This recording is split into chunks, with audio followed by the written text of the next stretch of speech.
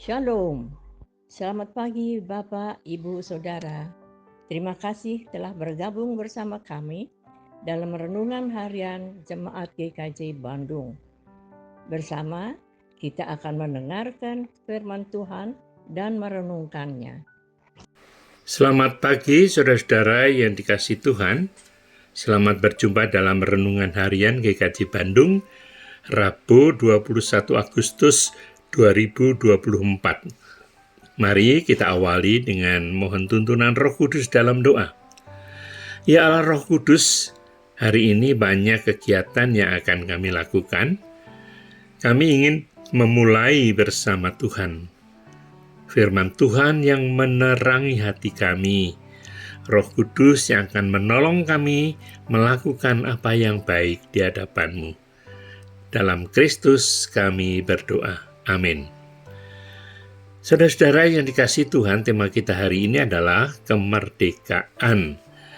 Bacaan silakan dibaca dari kitab Keluaran pasal 13 ayat 17 sampai 22. Saya akan bacakan pada ayat yang ke-17 yang demikian. Setelah Fir'aun membiarkan bangsa itu pergi, Allah tidak menuntun mereka melalui jalan ke negeri orang Filistin, walaupun jalan ini yang paling dekat. Sebab firman Allah, jangan-jangan bangsa ini menyesal apabila mereka menghadapi peperangan, sehingga mereka kembali ke Mesir. Bapak, Ibu, Saudara yang dikasihi Tuhan, Israel dituntun Tuhan keluar dari perbudakan di Mesir ke tanah perjanjian di Kanaan.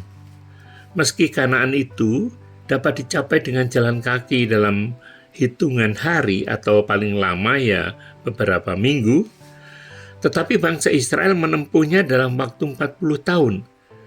Dan menurut bacaan kita, hal ini memang rencana Allah agar umat Israel tidak putus asa menghadapi banyak rintangan hidup. Saudaraku, selama 40 tahun, Tuhan Allah mendidik bangsa Israel menghilangkan mentalitas budak dan menjadi satu bangsa yang merdeka dan mampu mandiri dalam mengatur hidup dan kehidupan mereka sendiri. Maka, saudara-saudaraku, kalau hari Sabtu lalu kita memperingati proklamasi kemerdekaan negara kita, Republik Indonesia, yang genap 79 tahun. Meskipun dari hitungan waktu, kita sudah merdeka 79 tahun, namun sebenarnya sampai saat ini, kita masih memiliki sisa-sisa watak sebagai bangsa yang terjajah. Seperti misalnya, membiarkan diri kita menerima saja kemerdekaan itu dirampas. Contohnya, masalah kebebasan beragama, kebebasan beribadat, kebebasan bersekutu, kebebasan membangun sarana ibadat dan sebagainya. Mungkin sikap menerima saja itu karena kita merasa tidak mempunyai daya atau takut atau yang lainnya. Yang pasti hidup merdeka itu tidak dengan sendirinya mengubah pola pikir menjadi merdeka. Sesuai firman Tuhan dalam bacaan kita hari ini, saudara-saudara, kita tidak perlu menyesali dan meratapi kegagalan kita dalam masa 79 tahun ini. Tentu ada rencana Allah mendidik kita sebagai bangsa untuk dapat hidup merdeka, dewasa, dan mandiri dalam alam kebinekaan ini. Yang penting, sebagai orang Kristen, pengalaman pahit selama ini harus menjadi pelajaran yang berharga bagi kita yang juga sebagai orang Indonesia.